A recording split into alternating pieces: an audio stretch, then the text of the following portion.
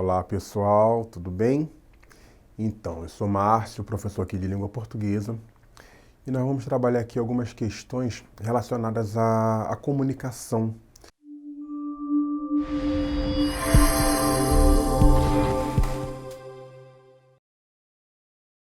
E a comunicação é um dos elementos que nós utilizamos para se relacionar, para interagir com o outro, né? E aí, saber que se comunicar é extremamente fundamental, faz toda uma diferença, né? A comunicação, ela precisa de um emissor, de um receptor e da transmissão de uma mensagem. Isso é o ato comunicacional, né? E o ato de saber se comunicar é a principal ferramenta de entendimento e do envolvimento para um bom relacionamento, né? Nas relações de trabalho, exigem uma linguagem compreensível para que como é que eu posso dizer, se estabeleça um entendimento comum entre as partes, né? A própria definição de comunicação envolve participação, transmissão e troca de conhecimentos. Desse modo, o desempenho de uma empresa depende da eficácia da comunicação de todos os participantes, né? E aí, comunicar é extremamente importante. E aí, gente, quando a gente fala de comunicação, a gente automaticamente vai se voltar para a linguagem, né? A gente se comunica através de linguagem. Mas aí, o que seria linguagem? Imediatamente eu posso dizer a vocês que é qualquer forma de expressão. Professor, mas qualquer forma de expressão é linguagem? Sim. E aí, com relação à linguagem, nós temos a linguagem verbal e a não verbal. Na linguagem verbal, nós temos aí a linguagem escrita e a linguagem falada. E na linguagem não verbal, nós temos o corpo como um todo falando, temos os gestos, músicas, enfim. Mas tudo isso é usado, é a linguagem se valendo para comunicar alguma coisa, né? Quando eu tenho a linguagem falada, essa que eu estou usando aqui, né? Essa expressão que eu estou usando aqui agora. A expressão escrita é aquela que nós usamos, obviamente, escrevendo alguma coisa, né? E engana-se quem pensa que o nosso corpo ele não transmite uma mensagem. Vocês podem ter certeza que o corpo fala, tá? Os gestos falam. Então, se ele fala, se ele é uma linguagem, então a gente tem aí comunicação, ok? Quando a gente fala de comunicação, existem alguns elementos que compõem essa comunicação. Dois elementos são principais, são primordiais, que são o emissor, ou seja, aquele que emite a mensagem, e o receptor, aquele que recebe. E aí tem um terceiro elemento que é primordial também, que é extremamente importante, que é a mensagem. Então, se eu, emissor, estou falando, ou estou escrevendo, ou estou emitindo uma comunicação, essa minha comunicação ela sai através de uma mensagem, né? Então, eu estou emitindo uma mensagem para o meu receptor recebê-la. E esse receptor, para que ele tenha o entendimento dessa mensagem que ele está recebendo, ele precisa decodificar essa mensagem. Só que essa mensagem, existem outros elementos que compõem o circuito da comunicação, tá? E aí, esses outros elementos, eles estão ligados à mensagem propriamente dita. E aí, na mensagem, nós temos o referente, o código e o canal. E aí, mais à frente, a gente vai ver o que cada elemento desse aí fala. Como eu já adiantei, emissor é aquele quem fala, né? Aquele que emite a mensagem. Receptor é aquele que recebe aquilo que foi dito pelo emissor, né? E a mensagem é o conjunto de informações que foi falado, ou que foram faladas, tá? Então, pessoal, e aí existem outros elementos da comunicação, né? Que são o código, o canal, sendo o código os signos utilizados para criar a mensagem, né? A comunicação ela só se concretiza se o receptor entender o que foi dito.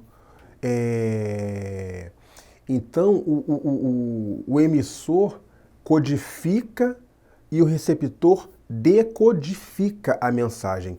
Para que essa mensagem, para que essa comunicação se estabeleça, tem que haver essa sinergia entre emissor e receptor. Ou seja, tem que haver uma decodificação daquilo da mensagem para que a comunicação de fato aconteça.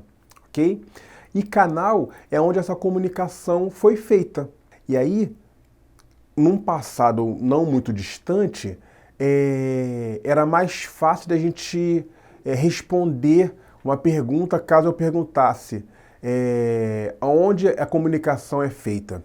Só que hoje a gente tem aí alguns outros recursos, né, que são WhatsApp, e-mail, enfim, os recursos tecnológicos que a gente usa hoje em dia, eles também são canais de comunicação. Ok? Dando sequência, existe aí não digo que seja um elemento, tá? Mas um processo aí, alguma coisa que acontece no meio da comunicação que a gente chama de ruído, tá? E o que é esse ruído? É quando o receptor ele não interpreta os signos e entende a coisa de uma outra forma, ou seja, ele não decodifica. O ruído é quando existe uma má interpretação dessa mensagem, dessa comunicação. Com isso, os outros dois elementos são tão importantes, né? Que são os canais e o contexto, né? O contexto, no caso, é a situação em que a mensagem se refere, ok? Dando sequência aqui, vamos lá. Eu tenho aí como um exemplo, para vocês, para ilustrar melhor, o locutor, no caso, o emissor da comunicação, seria eu, o professor, né? Os interlocutores ou receptores seriam vocês, os estudantes. A mensagem seria esse texto verbal que eu estou usando, verbal oral que eu estou usando aqui, né, para transmitir essa mensagem para vocês, para passar essa aula para vocês, ok? O referente seria o elemento da comunicação, ou seja, o assunto da aula. E aí, isso vai variar de acordo com a aula, né? Hoje, nesse momento, o assunto da aula são elementos da comunicação. Então, isso é o referente da minha comunicação, ok? E o canal, como eu já disse, seria a minha voz, no caso aqui, usada impulsionada pelo ar, né? Para emitir aí um som, ok? E o código seria a própria língua portuguesa, ou seja, código que eu uso para me comunicar com vocês. Eu não poderia usar, por exemplo, um código na língua inglesa caso vocês não fossem nativos ou não conhecessem também a língua inglesa. Porque se eu usar, por exemplo, eu estou usando a língua portuguesa, mas se vocês fossem nativos de língua inglesa, a gente não teria comunicação. Por quê? Porque não ia haver decodificação da mensagem. Porque não tem um entendimento claro daquilo que está sendo dito. Ok? E aí, eu faço a seguinte pergunta a vocês. Como é que a gente pode fazer para melhorar a nossa comunicação? Existem algumas coisas, existem alguns manejos que a gente precisa ter para que essa comunicação seja o mais eficiente possível. E uma delas é falar as coisas de maneira o mais claro possível, né? Ou procurar escrever as coisas numa ordem direta, sem muitos rodeios, escolher um canal de comunicação ideal, ou seja, não adianta eu falar, por exemplo, de TikTok em um espaço que as pessoas nem sabem sobre o que eu estou falando do que se trata esse aplicativo. Então, a nossa comunicação ela vai variar de acordo, ou melhor, a eficiência da nossa comunicação ela vai variar de acordo com o contexto que a gente esteja inserido, com o nosso público que esteja recebendo a nossa comunicação. Não adianta eu falar de uma maneira rebuscada, onde eu sei que o acesso à educação seja menor. Então não adianta. Então a nossa comunicação eficiente, ela acontece quando a gente consegue adequar a nossa forma de falar ao nosso público, ou seja, ao nosso receptor da nossa mensagem. E aí, gente, eu entro na questão das funções da linguagem, né? O que são funções da linguagem? São formas de utilização da linguagem segundo a intenção do falante. Por quê? Todos nós, quando falamos alguma coisa, nós temos uma intenção comunicacional ou uma intenção comunicativa, tá? E as funções da linguagem, elas vêm justamente para mostrar ou exemplificar como isso funciona, ok? E aí nós temos as funções referencial, função emotiva, função poética, função fática, conativa e função metalinguística. Vou tentar esmiuçar cada uma delas aí para vocês. E aí, cada uma dessas funções, ela desempenha um papel relacionado com os elementos presentes na comunicação, ou seja, emissor, receptor, mensagem, código, canal e contexto. Assim, elas determinam o objetivo dos atos comunicativos. Vamos lá? Na função referencial ou denotativa, que também é chamada de informativa, ela tem como objetivo principal informar, referenciar algo. Ela é voltada para o contexto da comunicação e esse tipo de texto é escrito normalmente na terceira pessoa, do singular ou plural, enfatizando seu caráter impessoal. Ou seja, normalmente em texto acadêmico, essa função ela é mais presente, né? E quando eu falo também de função denotativa, que é um outro nome da função referencial, denotativa vem de dicionário, ou seja, é aquilo que não aceita ou não é percebido uma linguagem mais metafórica, ok? A outra função da linguagem é a função emotiva ou expressiva. E aí na função emotiva, o emissor tem como objetivo principal transmitir as suas emoções, sentimentos e subjetividades por meio da própria opinião. E aí, diferente da outra que eu acabei de falar, esse texto ele pode ser escrito em primeira pessoa, tá? E aí, ele está voltado, esse tipo de texto, está voltado para o emissor, ou seja, eu que estou emitindo, eu posso sim me posicionar, me colocar diante desse texto, ok? E até mesmo por ele possuir um caráter pessoal.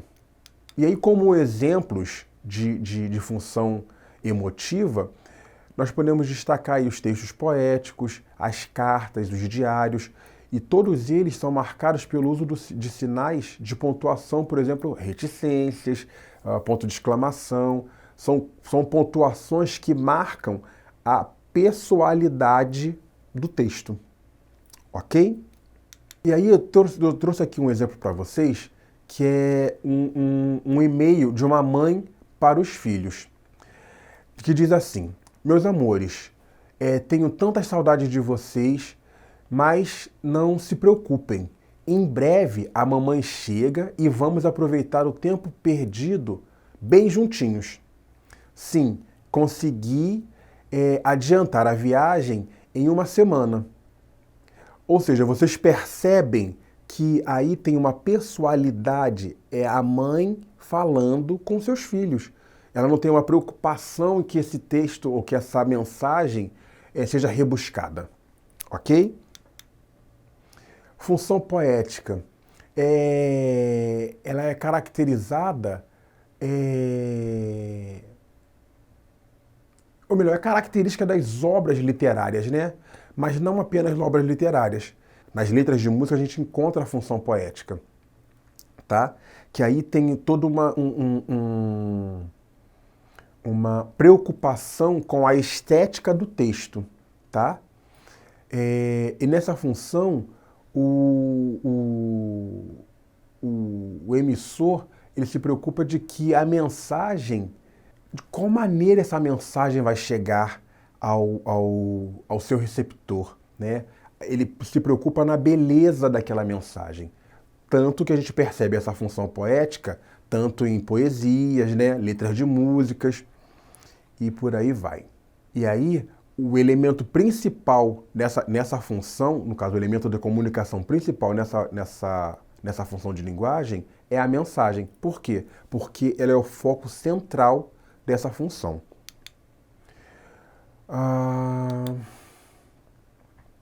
E aí eu trouxe um exemplo para vocês que fala assim, que é a história sobre a avó. Apesar de não ter frequentado a escola, dizia que a avó era um poço de sabedoria. Falava de tudo e sobre tudo e tinha sempre um provérbio debaixo da manga. A gente percebe aí que, embora não seja uma poesia, nem uma letra de música, mas a gente traz nessa função a possibilidade de usar também as palavras sem o seu sentido literal, né? Então, o poço de sabedoria, a gente sabe que poço aí não está no sentido literal, né? Da mesma forma, debaixo da manga, né, como o provérbio que a vovó trazia ali sempre, também não está no seu sentido literal. Ou seja, isso é uma característica da função poética, ok? Função fática. Ela tem como objetivo estabelecer ou interromper a comunicação, tá? De modo que mais importante é a interação entre o emissor e o receptor, tá? Ou seja, então quando eu pego o meu telefone e ligo para alguém e estou dizendo alô, né? Eu estou perguntando alô. Lá do outro lado da linha, alguém vai responder também alô. E se eu perceber que a ligação está ruim, eu vou falar, tá me ouvindo? A pessoa vai responder sim ou não. Ou seja, isso é a função fática, ok? É esse estabelecimento de contato, tá? Essa preservação desse contato. E aí eu trouxe um outro exemplo. Vamos dizer que é uma conversa telefônica, tá? E aí alguém liga, alguém lá vai atender. Consultório do Dr. João, bom dia. Bom dia. Precisava marcar uma consulta para o próximo mês, se possível. Doutor, o doutor tem vaga apenas para o segundo semestre.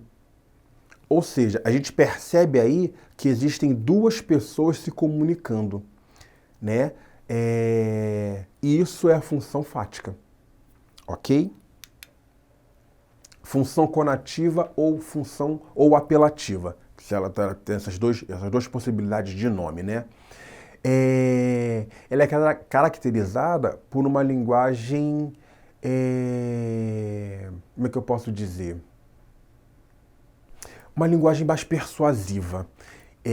Ela tem o intuito de convencer o leitor a fazer alguma coisa, a comprar alguma coisa. E esse tipo de função a gente percebe muito em propaganda eleitoral, em propaganda de televisão, né? Quando eles querem vender alguma coisa, normalmente o verbo que se utiliza é um verbo no imperativo. Então, ele vai falar, ou ele ou ela, né, quem estiver ali veiculado na propaganda, compre esta camisa porque você vai se sentir muito bem. O primeiro verbo que está sendo usado aí é o compre, ou seja, está no imperativo, querendo te convencer de alguma coisa. Da mesma forma, na propaganda eleitoral, a gente tem aí os candidatos pedindo voto, né? E o que eles falam? Vote em mim. Ou seja, ele está querendo te convencer ou nos convencer a fazer alguma coisa, ou nos persuadir a fazer alguma coisa. Eu tenho também a função metalinguística. Que função é essa, professor?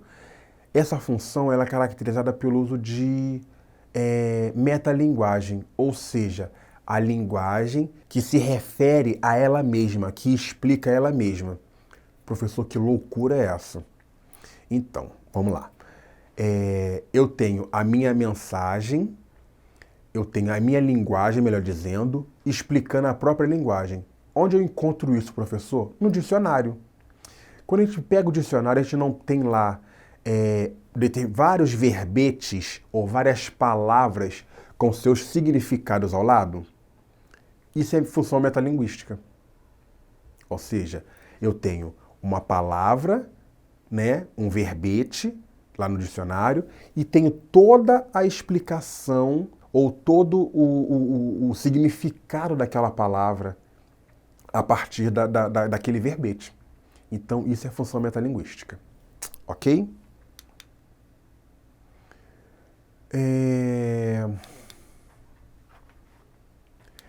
E aí, eu trouxe um diagrama para que vocês consigam fazer uma correlação entre as funções da linguagem e os elementos da comunicação.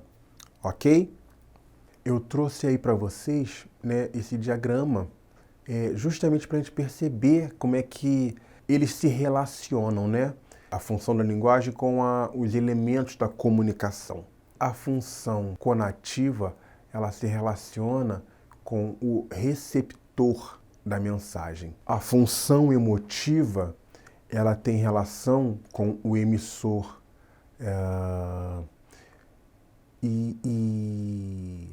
Enfim, eu vou deixar para vocês aí perceberem essas relações da função da linguagem com a comunicação, ok?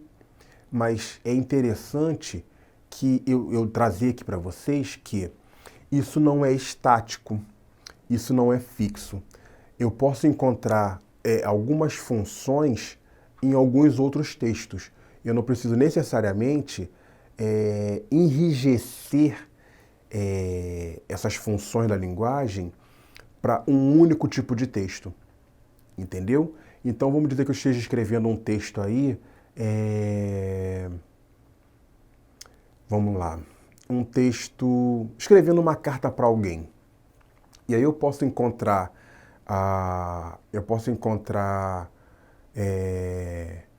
metalinguagem, eu posso encontrar função conativa, enfim, tudo. Lembra que eu comentei com vocês que tudo depende da intenção de quem está produzindo um texto, ou de quem está produzindo uma comunicação? Então, tudo vai depender de como eu quero que a mensagem chegue até o meu receptor da minha mensagem. Ok?